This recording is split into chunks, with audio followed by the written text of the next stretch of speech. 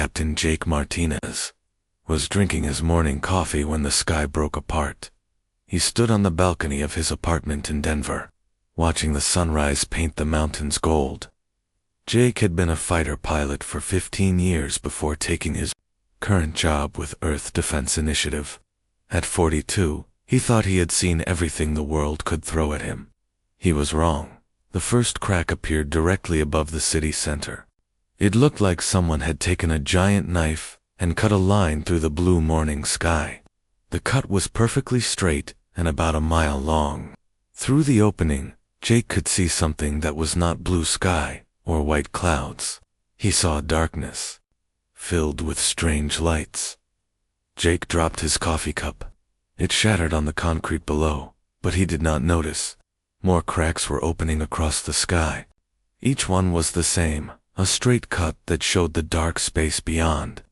Within seconds, there were dozens of them scattered across the heavens above Denver. His phone rang. Jake grabbed it without taking his eyes off the sky.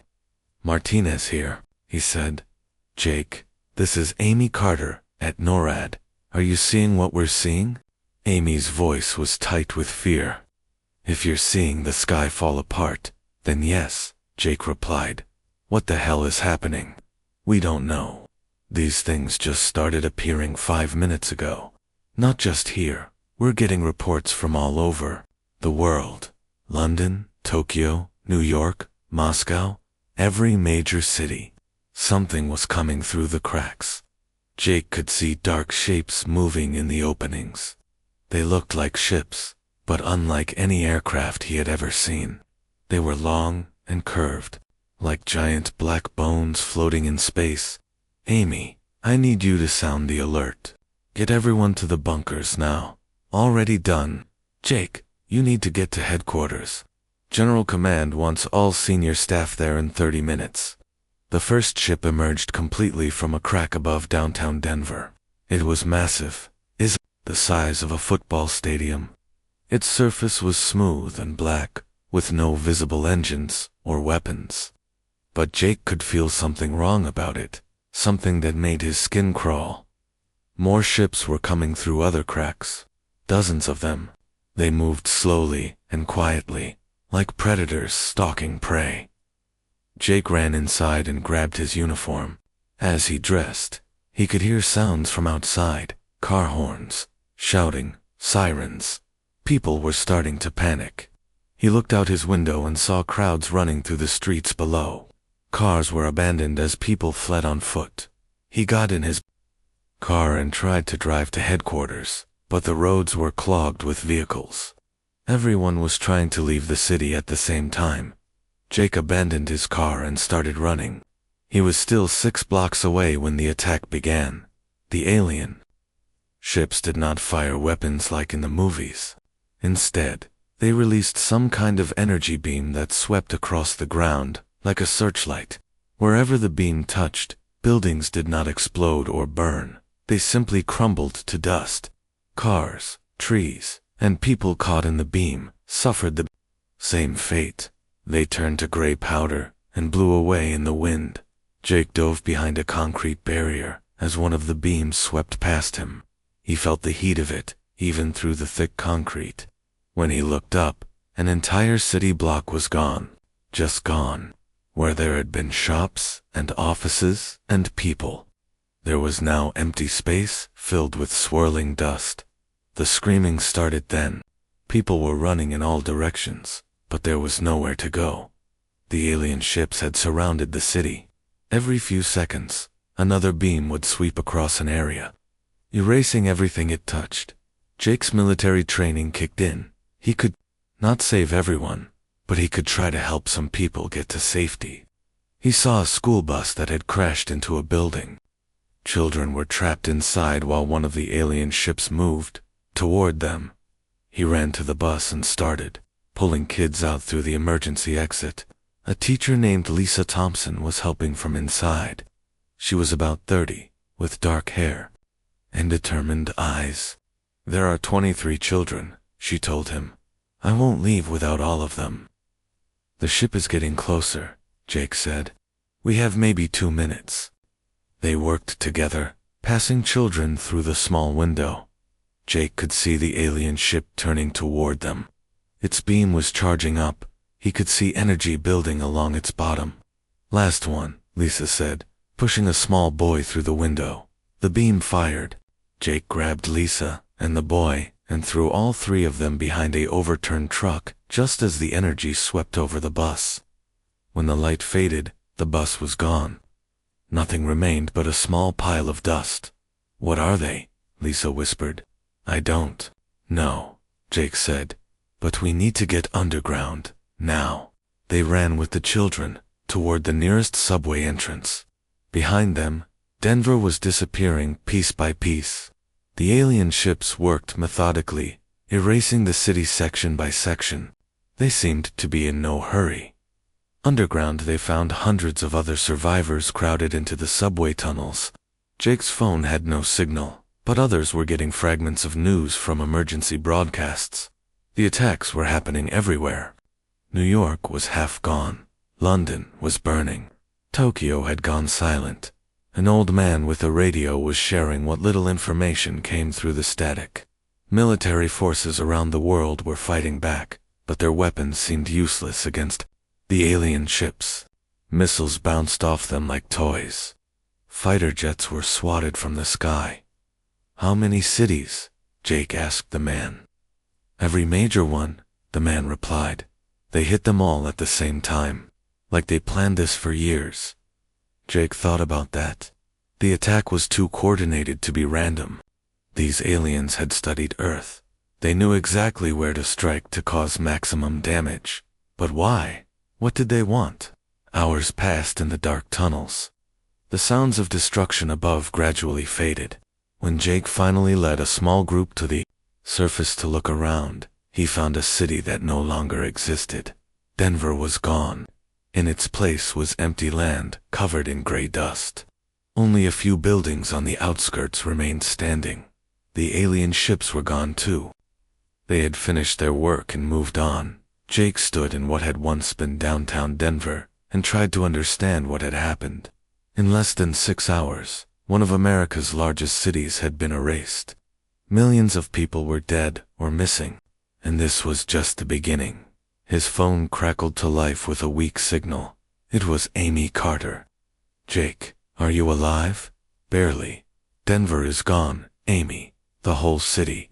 We're setting up a new command center in the mountains. Can you get here?" Jake looked around at the destruction and felt something grow inside him. It was not fear or despair. It was anger, cold, focused anger. "I'll be there," he said. "And Amy, when I get there, we're going to start planning how to make these things pay for what they did." 3 months after the sky cracked open, Jake Martinez lived like a rat.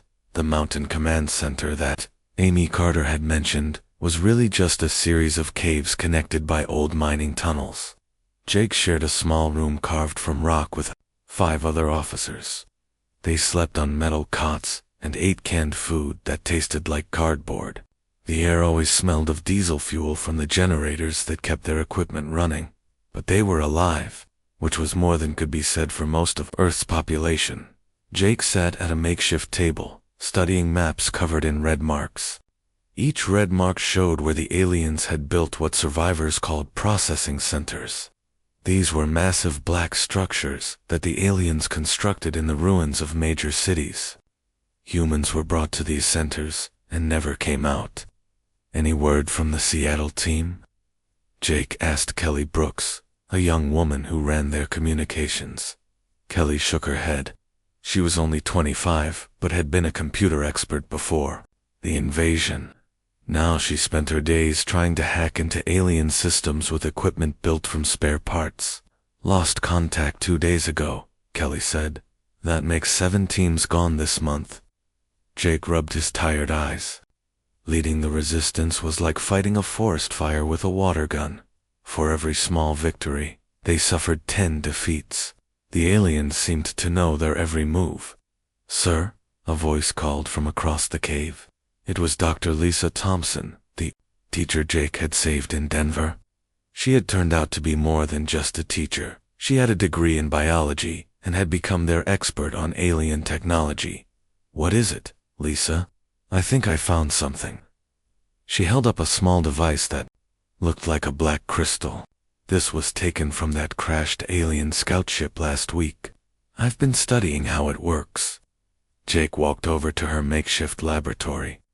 Lisa had set up equipment on wooden tables, connected by cables that ran along the cave walls like electronic vines. "The device responds to human thoughts," Lisa explained, "but not all thoughts. Only strong emotions. Fear, anger, love. The stronger the emotion, the more the device reacts." "Reacts how?" "Watch." Lisa held the crystal and thought about the day Denver was destroyed. Jake could see her face change as she remembered the terror and loss. The crystal began to glow with a soft blue light. "Now watch this." Lisa's expression shifted to anger, the same anger Jake felt every day. The crystal's glow became brighter and started to pulse rapidly. "That's interesting, but how does it help us?" Jake asked.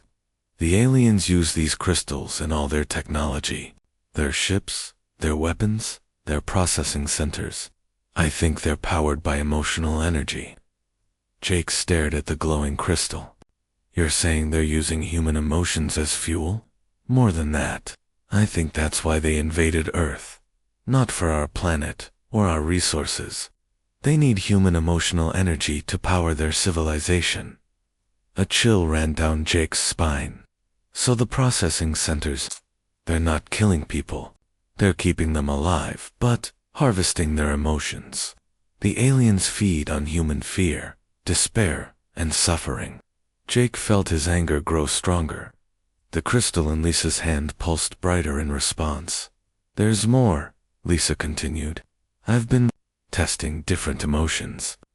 Fear and sadness make the crystal glow steadily. But anger, especially the kind of anger that comes from determination and hope, makes it pulse erratic. I think strong positive emotions might actually disrupt their technology." General Paul Wright emerged from the tunnel that led to the command center. He was a big man with gray hair and scars on his hands from a lifetime of military service. Before the invasion, he had been in charge of special operations. Now he led what remained of Earth's military forces. "Martinez, we just got a message from the Australian resistance," Wright said. "They're planning something big." Jake looked up from the crystal. "What kind of big?" "They want to hit the processing center in what used to be Sydney. Full assault. Every resistance cell on the continent working together." "That's suicide," Jake said. "We've tried direct attacks before. Their shields are too strong." "Not necessarily," Lisa interrupted. "If I'm right about emotional energy disrupting their systems, a coordinated attack by angry, determined humans might work." Wright nodded. "The Australians are angry enough, that's for sure. Half their continent is gone, but they'll need help with the technical side." Jake made a decision. "Kelly, how fast can you put together a portable version of Lisa's equipment?" Kelly looked at the crystal device and the jury-rigged computers. "Give me 2 weeks and a lot of coffee." "You've got 3 days and all the coffee we have." While Kelly worked on building portable emotion detection equipment, Jake planned the mission with Wright. They would send a small team to Australia to coordinate with the local resistance. If Lisa's theory was correct, they might finally have a weapon that could hurt the aliens. The team would include Jake, Lisa, and Steve Johnson, a former Space Force officer who had become their explosives expert. Steve was quiet and methodical, the kind of man who could build a bomb from household chemicals and make it look easy. On the day before they left, Jake found Lisa sitting alone in the cave they used as a mess hall. She was staring at the alien crystal, which glowed softly in response to her emotions. "Second thoughts?" Jake asked, sitting down beside her. "I keep thinking about my students," Lisa said. "The ones who didn't make it to the subway tunnels. They were so young. Some of them were only 6 years old." The crystal pulsed brighter as her sadness mixed with anger. "They trusted me to keep them safe," she continued, "and I failed them." "You saved 23 kids," Jake reminded her. "Without you, they all would have died. But what about the others? What about all the children in those processing centers right now? Jake had no good answer. Every day, more humans disappeared into the alien facilities. Every day, the resistance grew smaller while the enemy grew stronger. We're going to stop them, Jake said. Your discovery changes everything. For the first time since this started, we have hope. Lisa looked at him. What if I'm wrong? What? If we're just leading more people to their deaths, then we die fighting instead of hiding. That's better than what we're doing now. The crystal in Lisa's hand suddenly blazed with brilliant light. Both of them stared at it in surprise. What did you just feel? Lisa asked. Jake thought about it. Determination. The certainty that we're going to win this war, eventually. That's the strongest reaction I've seen yet, Lisa said, excitement creeping into her voice. Jake, I think hope might be the key. Not just anger or fear, but actual hope for the future. They spent the rest of the night testing different emotions and thoughts. Each time Jake focused on his determination to save humanity, the crystal blazed like a small star. When Lisa thought about the children she had saved and the ones she still hoped to save, the device pulsed with warm light. By morning, they had a plan that went beyond just disrupting alien technology. If human hope and determination could overload their systems, then the key to victory was not just fighting back, it was believing that victory was possible. 3 days later, Jake's team boarded a modified cargo plane for the flight to Australia. Kelly had worked around the clock to build portable versions of Lisa's emotion detection equipment. The devices were crude and unreliable, but they worked as their plane flew over the Pacific Ocean. Jake looked down at the dark water and thought about the war they were fighting. For months, humanity had been reacting to alien moves, always one step behind. But now, they were taking the initiative. The aliens had made one critical mistake. They had assumed that human emotions would make Earth's people weak and easy to control. They were about to learn that human emotions, hope, determination, and the refusal to give up could be the most powerful weapons in the galaxy. The plane flew through the night toward Australia, carrying 3 people and a handful of devices that might change the course of the war. In the cargo hold, alien crystals glowed softly in response to their determination. Below them, the ocean was dark and empty, but ahead of them, somewhere beyond the horizon, was the first battle in humanity's counter-attack. The Australian resistance lived in the ruins of Melbourne. Jake Martinez crawled through a broken sewer pipe, following a man named Ben Clark, who moved through the darkness like he had been born underground. Ben was 28 and had been a commercial pilot before the invasion. Now he led a group of survivors who called themselves the Melbourne Rats. Processing center is half a mile that way, Ben whispered, pointing through a crack in the concrete above them. They built it right on top of where the city center used to be. Jake peered through the opening and saw his first alien processing center up close. It was a massive black pyramid, at least 50 stories tall, with smooth sides that seemed to absorb light. Strange energy patterns crawled across its surface, like living veins. How many people do you think are inside? Lisa? Thompson asked. She was behind Jake, carrying the portable emotion detection equipment in a backpack. Best guess, maybe 100,000, Ben replied. They truck in new people every day, from the camps they've set up across the continent. Steve Johnson studied the building through a pair of binoculars. No visible weapons, but look at those energy patterns. The whole structure is some kind of massive machine. Jake had seen similar reports from other resistance cells around the world. The aliens were building these processing centers everywhere, always in the same pyramid shape, always buzzing with the same strange energy. Our plan is simple, Ben said as they moved deeper into the tunnels. We hit it with everything we have. Explosives, stolen alien weapons, even rocks, if we have to. Problem is, their shields stop everything we've tried so far. They reached a larger chamber where the Melbourne Resistance had set up their base. Jake was surprised to see nearly 200 people living in the underground space. Men and women of all ages worked at various tasks, cleaning weapons, preparing food, caring for children. An older woman named Grace Parker approached them. She had been a ship captain before the invasion, and now commanded the resistance forces in southern Australia. "So you're the Americans with the magic alien device?" Grace said, looking at Lisa's equipment. "Hope you're right about this emotional disruption theory, because we're out of other options." Lisa unpacked her equipment and began setting it up on a metal table. "The theory is simple. The aliens use crystals that respond to human emotions to power their technology. Strong, positive emotions, hope, determination, love, seem to overload the crystals." "And you think that will bring down their shields?" Grace asked. "I think it might do more than that," Lisa said.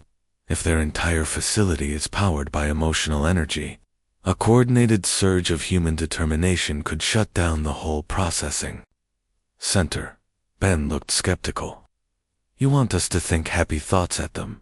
"Not happy thoughts," Jake said. "Determined thoughts, angry thoughts. The absolute certainty that we're going to win this war and make them pay for what they've done." Grace nodded slowly. "That kind of thinking we can do." Over the next 2 days, they planned the assault. The Resistance had been watching the processing center for months, mapping its defenses and learning its routines. Every morning at dawn, alien transport ships brought new prisoners. Every evening, the same ships left empty. Lisa worked with the local engineers to build more emotion detection devices. The equipment was basic, but it would let them coordinate their emotional assault on the alien facility. "The key is timing," Lisa explained to the assembled Resistance fighters. "When I give the signal, everyone needs to focus on the same thing at the same time. Think about why you're fighting. Think about the people you've lost and the people you're trying to save. Think about how much you want these aliens gone from our world." Jake watched the faces around him as Lisa spoke. These people had lost everything: homes, families, entire ways of life, but they had not lost hope. In their eyes, he saw the same determination that had kept him fighting for the past 6 months. The attack began before sunrise. Resistance teams moved into position around the processing center, while Jake's group set up their equipment in an abandoned building 2 blocks away. Through his binoculars, Jake watched alien guards patrol the perimeter of the pyramid. They looked like tall, thin humans wearing black armor, but their movements were too smooth, and their faces were hidden behind dark masks. "Energy readings are normal," Lisa reported, monitoring her equipment. "Their shields are at full strength." Grace's voice crackled over their radio. "All teams in position. Beginning approach." Jake saw the first Resistance fighters emerge from hiding places around the pyramid. They moved carefully, using rubble and burned-out vehicles for cover. The alien guards spotted them quickly and raised weapons that looked like curved metal rods. "Shields are holding," Steve reported as the aliens fired. Their weapons shot beams of red energy that turned anything they hit into ash. But the beams bounced harmlessly off the pyramid's protective barrier. "Now," Lisa said into her radio, "everyone focus. Remember why we're here." Jake closed his eyes and thought about Denver. He thought about the children Lisa had saved and the millions who had not been saved. He thought about his anger at the aliens and his determination to make them leave Earth forever around him. 200 Resistance fighters did the same thing. Lisa's equipment began to scream warnings as emotional energy levels spiked. "It's working," she shouted. "The crystals are overloading." Through his binoculars, Jake saw energy patterns on the pyramid's surface begin to flicker and pulse erratically. The alien guards stopped firing and looked around in confusion. "Keep focusing," Lisa yelled. "Don't let up." Jake pushed his determination harder. He thought about every human being trapped inside that pyramid and promised himself that he would free them or die trying. Around the building, he could feel the same promise being made by 200 other fighters. The pyramid's shields failed with a sound like breaking glass. "Shields down," Grace shouted over the radio. "All teams, attack." Explosions erupted around. The pyramid's resistance fighters fired rockets and threw grenades at its base.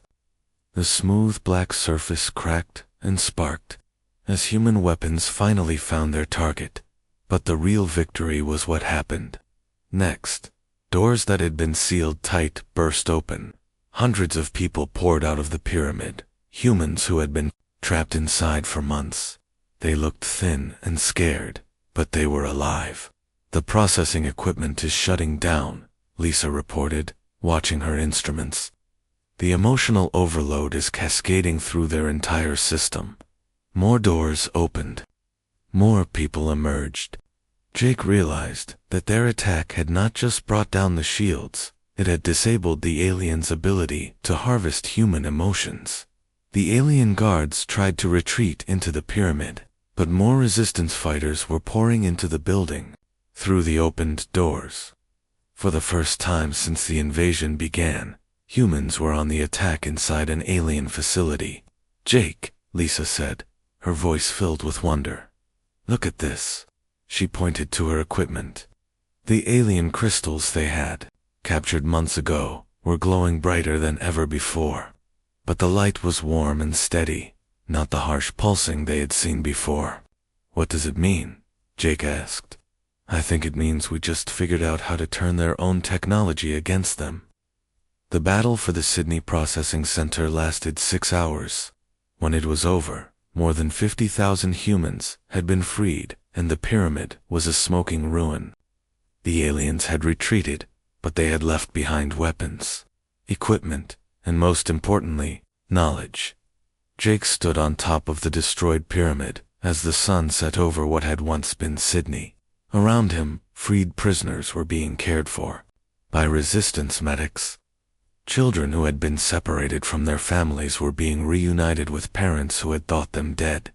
Ben Clark approached him, carrying an alien weapon and grinning. "This is just the beginning, isn't it?" "Yes," Jake said. "We know how to hurt them now. We know how to free our people. And we know that we can win." Lisa joined them, her equipment showing readings that made her smile. "The emotional energy from our victory is spreading. Resistance cells around the world are reporting similar surges. Hope is contagious." Grace Parker climbed up to join them, her face dirty but triumphant. "So what's next?" Jake looked out at the ruins of Sydney, where humans were already beginning to rebuild. Then he looked up at the sky, where stars were becoming visible in the gathering darkness. "Next, we take back our planet," he said. "All of it, for the first time since the sky had cracked open." Jake Martinez felt something he had almost forgotten existed, certainty that humanity would survive this war. More than survive, they would win it. In the distance, he could see lights from other cities, where processing centers were being attacked by newly hopeful resistance forces. The aliens had taught humanity a valuable lesson about the power of emotion. Now, it was time for humanity to return the favor. 1 year after the sky cracked open, Jake Martinez stood on the bridge of humanity's first interstellar warship. The ESV Retribution was not beautiful. It had been built in the hidden orbital shipyards that survived the initial alien attack, using a combination of human engineering and captured alien technology. The ship looked like someone had taken a submarine and covered it with black alien armor plating. "Final systems check complete," reported Maya Lewis, the ship's chief engineer. Maya was 35 and had designed most of the Retribution's weapons. "Systems. All emotion drive systems are green." Jake nodded. The emotion drive was humanity's greatest breakthrough, a power system that converted human determination and hope into energy that could tear holes in space itself. It was based on the alien crystal technology that Lisa Thompson had discovered, but improved with human creativity. "Captain Adams, status report," Jake said into his headset. Troy Adams commanded the Retribution's sister ship, the ESV Vengeance. Both ships were part of Earth's first interstellar strike force, a fleet of 12 vessels carrying 3,000 human soldiers, and enough firepower to destroy a planet. "Vengeance is ready, Admiral," Adams replied. Jake still felt strange, being called Admiral. But his promotion had come with Earth's transformation from a defeated world to the center of a growing galactic alliance. "Maya, open the dimensional rift," Jake ordered. Maya's hands moved over controls that mixed human-computer interfaces with alien crystal technology. Rift opening in 3.2.1. Space in front of the Retribution twisted and tore open. Through the opening, Jake could see not the familiar stars of Earth's solar system, but the alien suns of Sectita, the Kethavar homeworld. "All ships, follow us through," Jake commanded. 12 human warships entered the rift and emerged in enemy space. "Holy Mother of God," whispered Colonel Rick Stone, commander of the ship's Marine Division. He was staring at the main view screen, which showed the Kethavar home system. 3 planets orbited a dying red star. The closest planet was brown and lifeless. The middle planet, Sectita itself, was covered in the same black pyramids that the aliens had built on Earth, but these were enormous, some reaching into the planet's atmosphere. The third planet was completely artificial, a metal sphere covered in weapons platforms. "Picking up massive energy readings," reported the sensor. "Operator, at least 1,000 ships in this system, maybe more." Jake felt his crew's fear and used it to fuel his own determination. "Remember why we're here," he said over the ship's intercom. "Those pyramids on that planet contain the neural energy of billions of beings from dozens of worlds. We're not just here for revenge. We're here to free every sentient being these aliens have enslaved." On his personal communicator, he could hear voices from across the fleet. Soldiers and sailors from every nation on Earth, united by their determination to make the aliens pay for what they had done. "Admiral," came a new voice over the radio. It was Nina Foster, a psychologist who had developed techniques for maximizing the effectiveness of human emotional energy in combat. "Emotional resonance across the fleet is optimal. The crew is ready." Jake looked at the tactical display. The alien ships were already moving to intercept them, but they seemed confused by humanity's sudden appearance in their home system. "They never expected us to follow them home," Jake said. "Their mistake," Maya replied, her hands steady on the weapon controls. The first alien ship reached firing range and launched energy beams at the Retribution. But the human ship's shields, powered by the concentrated determination of its crew, held firm. "Return fire," Jake ordered. The Retribution's main weapons were unlike anything that had ever existed. They fired concentrated bursts of human emotional energy, converted into destructive force by the emotion drive technology. When the beams struck the alien ship, they did not just damage its hull. They disrupted the neural energy systems that powered alien technology. The enemy ship simply stopped working and began drifting in space. "Target down," Maya reported. All systems failed simultaneously. More alien ships arrived, but the human fleet was ready for them.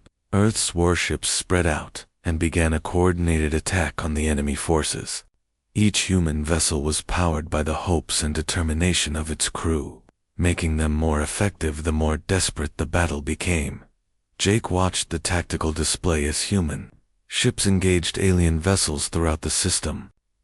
The Kethavar had superior numbers and more advanced base technology, but they had never faced an enemy that became stronger when threatened. "Admiral, we're receiving a transmission," reported the communications officer. "It's from the planet's surface. Put it through." The main screen showed a figure that Jake recognized from captured alien communications. It was a Kethavar leader, tall and thin, wearing elaborate robes made of what looked like living metal. The alien spoke in its own language, But the ship's computers had learned to translate Kethavar speech months ago. Humans of Earth. The translation read, "You have come far from your small world, but you cannot hope to defeat us here. This system contains the power of 1,000 conquered civilizations." Jake stepped forward so the alien could see him clearly. "We're not here to conquer you. We're here to free every being you've enslaved, and to make sure you never threaten another world again." The alien's response was something that might have been laughter. "Your emotions make you strong, but they also make you predictable. You fight for hope and freedom. We fight for survival itself. Our race is dying, and we will not let sentiment prevent us from living." "Then you should have picked on someone else," Jake said, "because humans don't quit." The transmission ended, and the real battle began. The Kethavar threw everything they had at the human fleet. Massive warships emerged from hidden bases on the artificial planet. Energy weapons that could destroy moons fired at Earth's vessels. For a moment, it looked like humanity's first interstellar mission would be its last, but Jake had planned for this. "All ships implement Morrison's gambit," he ordered. Dr. Morrison had been a military strategist who died in the first days of the invasion. His final tactical plan was based on a simple principle: when facing superior numbers, make the enemy's size work against them. The human fleet suddenly changed formation. Instead of fighting as individual ships, they linked their systems together. The combined determination and hope of 3,000 humans became a single, focused weapon. The linked fleet fired as one unit. A beam of pure human will struck the artificial planet's main weapons platform. The effect was immediate and devastating. The entire platform overloaded and exploded, taking out half the Kethavar fleet in the resulting chain reaction. "Target the pyramids on the planet's surface," Jake ordered. "Free our people." Human landing. Craft, protected by the fleet's emotion-powered shields, descended toward Sektita.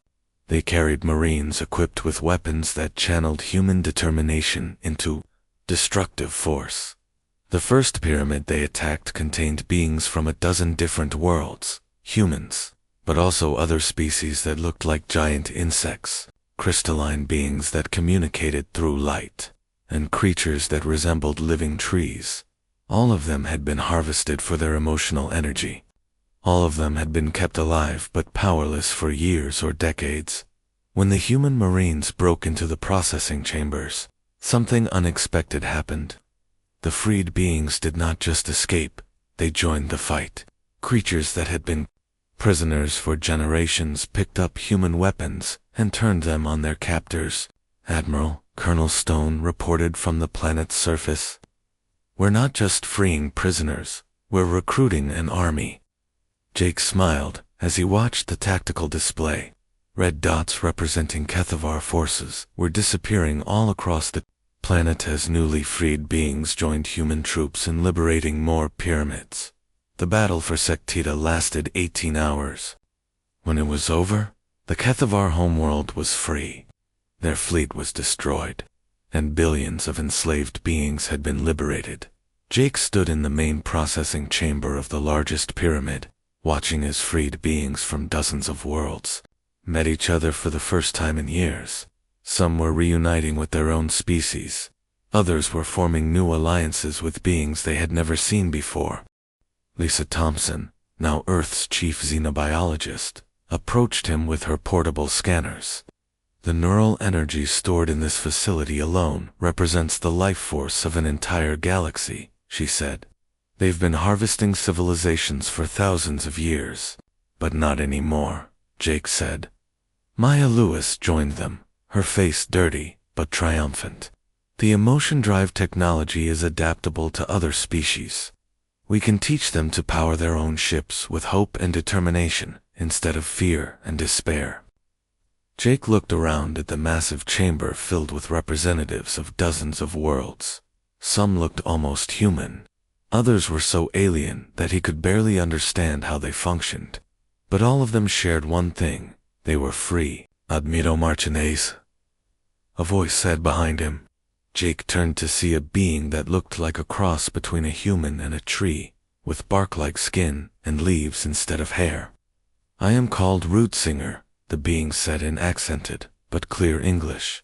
"I speak for the Verdant Alliance. We wish to join your liberation fleet." More beings approached, each representing different worlds and species. Within hours, Jake found himself at the center of an impromptu alliance of dozens of civilizations, all united by their desire to prevent other worlds from suffering under Kethavar harvesting. "We need to get back to Earth," Jake told his senior staff. "This is bigger than just revenge now. We're looking at a galactic war of liberation." As the human fleet prepared to return home, Jake took one last look at Sektata. The planet's surface was covered with the ruins of processing pyramids and the camps where newly freed beings were, organizing themselves for the journey back to their homeworlds. But more importantly, it was covered with hope. For the first time in their history, the various species of the galaxy had proof that the Kethavar could be defeated. The sky above Sektita was no longer filled with alien ships. Instead, it contained vessels from dozens of worlds, all flying together under the protection of human emotion drive technology. Jake Martinez had come to Sektita, seeking revenge for Earth. He was returning home as the admiral of a galactic liberation fleet. 2 years after the sky cracked open, Admiral Jake Martinez stood in the rebuilt city of Denver, watching the most important meeting in human history. The conference hall had been constructed on the exact spot where Jake's apartment building once stood. Through its windows, he could see the Rocky Mountains in the distance, unchanged by the war that had transformed everything else. Inside the hall, representatives from 47 different worlds sat around a circular table. Some looked almost human, others were so alien that special translation equipment was needed just for them to communicate. But all of them shared one thing: they were free because of human intervention. "The Kethavar have one final stronghold," reported Ambassador Chris Morgan, Earth's representative to what was now called the Galactic Liberation Alliance. "Intelligence indicates they've gathered their remaining forces around a massive processing facility in the outer spiral region." Jake studied the holographic display that showed the alien stronghold. It was bigger than anything they had encountered before, a space station the size of a small moon, surrounded by the remnants of the Kethavar fleet. "How many ships?" asked Rootsinger, the tree-like being who had become one of humanity's closest allies. "At least 500, Chris replied, "but they're desperate now. Our sources indicate they're planning to harvest the neural energy of their own people to power a final strike against Earth." A crystalline being named Harmonic Prime spoke, its words translated into light patterns and then into English. "This facility must be destroyed. If they succeed in their plan, they will have enough power to crack open dimensional rifts directly into populated systems." Jake nodded. The aliens' original invasion had been devastating, but it was nothing compared to what they could do with the stored energy of an entire galactic civilization. "Admiral Martinez," said President Ellen Hayes, who had been elected Earth's leader after the liberation of the planet, "what's the status of our combined fleet?" Jake activated his communicator. "Fleet Admiral Wilson, please report." Kate Wilson's voice came through clearly. She commanded the largest space fleet in galactic history, over 2,000 ships from dozens of worlds, all powered by emotion drive technology that humanity had shared freely with their allies. "Combined fleet is ready, Admiral," Kate reported. "Human ships are at full strength. Allied vessels have been equipped with emotion drive systems and are reporting optimal emotional resonance." Jake smiled at that phrase. 2 years ago, emotional resonance had not even been a concept in human science. Now it was the foundation of a new type of warfare, based on hope instead of fear. "There's something else," Chris said. "Our intelligence also indicates that the facility contains prisoners from every world the Kethavar have ever attacked. If we can liberate them, we'll be freeing beings who have been enslaved for thousands of years." The representatives around the table looked at each other. Jake could see the same determination in their alien faces that he felt in his own heart. This was not just about ending the Kethavar threat. It was about saving every being who had suffered under their rule. "When do we leave?" asked a being that looked like a giant butterfly with metal wings. "The fleet departs in 6 hours," Jake said. "This will be the largest military operation in galactic history." As the meeting broke up, Jake walked outside into the afternoon sunshine. Denver had been rebuilt, but it was different now. The new city incorporated architectural styles from dozens of worlds, creating a unique blend of human and alien design. Children played in parks where trees from a dozen different planets grew side by side. Lisa Thompson found him sitting on a bench watching the children play. She was now Earth's director of xenobiological sciences, but she still carried the portable alien crystal that had started their understanding of emotion drive technology. "Nervous?" she asked, sitting down beside him. "Terrified," Jake admitted. "We're about to fight the largest battle in galactic history. If we lose, every free world becomes a target. And if we win..." Jake thought about that. "If we win, we'll have done something that's never been done before.